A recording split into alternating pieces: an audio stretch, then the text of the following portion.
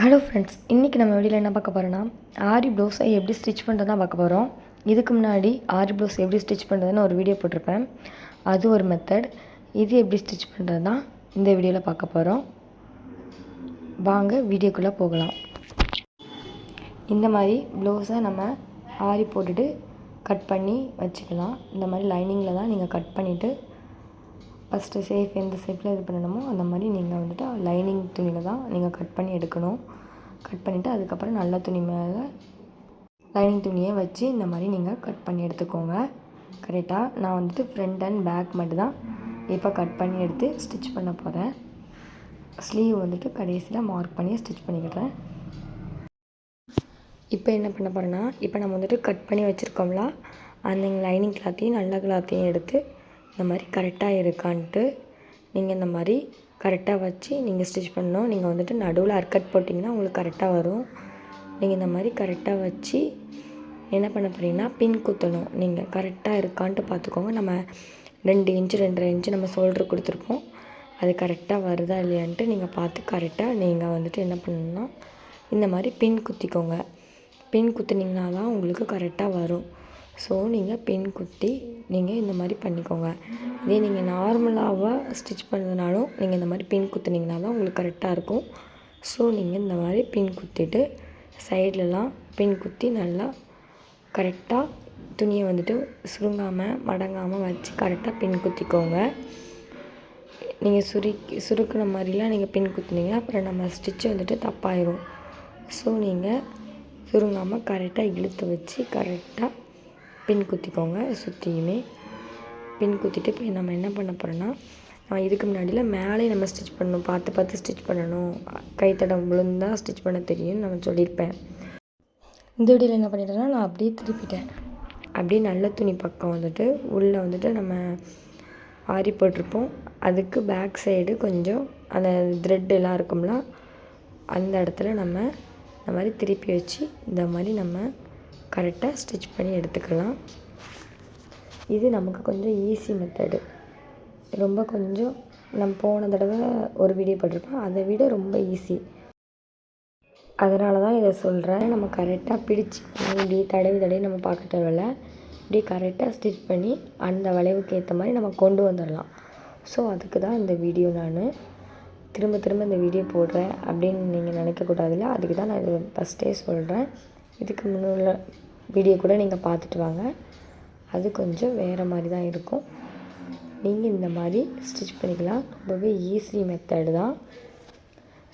நான் நரம்பு தான் மேக்ஸிமம் யூஸ் பண்ணியிருக்கிறேன். அந்த டேசி நம்ம போட்டிருப்போம்ல, அதுக்கு மட்டும் நான் வந்துட்டு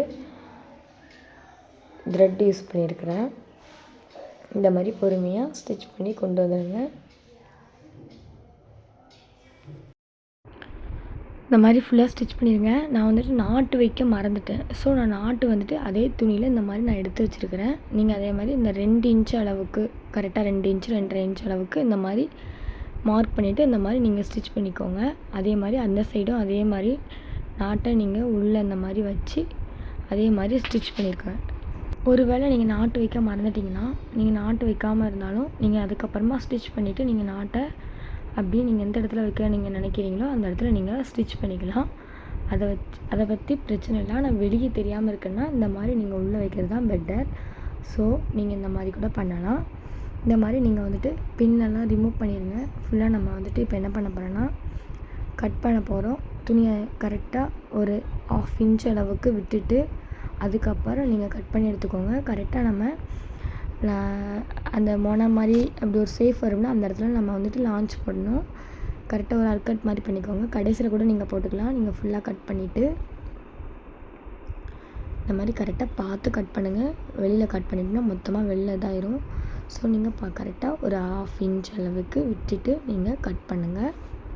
ஃபுல்லாமே சுற்றிட்டு அர்கட் பண்ணிக்கோங்க. அந்த மாதிரி அர்கட் பண்ணிவிட்டு இப்போ நீங்கள் திருப்பிக்கலாம். அப்படி மெதுவாக அந்த சேஃப்க்கு ஏற்ற மாதிரி நீங்கள் திருப்பிட்டு அதுக்கு மேலே நீங்கள் ஒரு தையலை போட்டுக்கலாம்.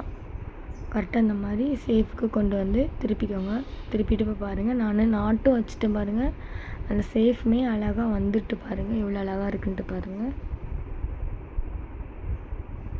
இதுக்கு மேலே நீங்கள் இப்போ ஒரு படிமான தையல் மாதிரி போட்டு விடுங்க. இந்த மாதிரி படிமான தையல் போட்டுக்கோங்க. படிமான தையல் உங்களுக்கு எப்பவுமே தெரியும். நார்மலாக நம்ம வந்துட்டு இந்த ஐப்பட்டி கொக்கி பட்டி வைக்கிறதுக்கெலாம் அந்த மாதிரி பண்ணுவோம். அது மாதிரி நம்ம பட்டி வைக்கிறதுனாலுமே இந்த மாதிரி படிமான தையல் போடுவோம். இந்த மாதிரி நீங்கள் தைச்சிட்டு படிமான தையல் போட்டுட்டு அதுக்கப்புறம் நீங்கள் அப்படியே உள்ளே திருப்பி விடுங்க. இந்த பாருங்கள், அந்த சேஃப் வந்துடுச்சு, எவ்வளோ அழகாக இருக்குன்ட்டு பாருங்கள். அந்த சேஃபும் கரெக்டாக வந்துட்டு நீங்கள் கரெக்டாக அதை எல்லாத்தையும் பிடிச்சு இழுத்து விடுங்க. இப்போ இந்த நாட்டில் நம்ம வந்துட்டு ஃபுல்லாக கீழே என்ன கொடுக்குறோமோ கொடுக்க போகிறோம். இப்போ வந்துட்டு சைடு இந்த மாதிரி நம்ம அடிச்சுட்டு இந்த ப்ளவுஸை நம்ம ஃபினிஷ் பண்ண போகிறோம். அவ்வளோதான். லைனிங் ஃபுல்லாக சைடில் நீங்கள் அடிச்சிங்கன்னா தான் நீங்கள் மடித்து தைக்க அப்புறம் பின்னாடி பிடிக்கிறதுக்கெல்லாம் கரெக்டாக வரும். ஸோ நீங்கள் இந்த மாதிரி எந்த ப்ளவுஸ் லைனிங் ப்ளவுஸ் தைச்சாலும் இந்த மாதிரி சைடில் நான் கரெக்டாக துணியை இழுத்து வச்சு கரெக்டாக ஸ்டிச் பண்ணிக்கோங்க. இதான் அந்த ப்ளவுஸோட நான் இப்போ ஸ்டிச் பண்ணி எப்படி ஸ்டிச் பண்ணுறதுன்னு காமிச்சலாம். அந்த ப்ளவுஸோட ஃபைனல் லுக் எப்படி இருக்குன்ட்டு கீழே கமெண்ட் பண்ணுங்கள். எவ்வளோ அழகாக வந்திருக்குன்ட்டு பாருங்கள். ரொம்பவே சூப்பரான ஒரு டிசைன். ஃபைனல் லுக் எப்படி இருக்குன்ட்டு கீழே கமெண்ட் பண்ணுங்கள். இந்த மாதிரி வீடியோக்களுக்கு நம்ம சேனலை சப்ஸ்கிரைப் பண்ணி வச்சுக்கோங்க. தேங்க்யூ.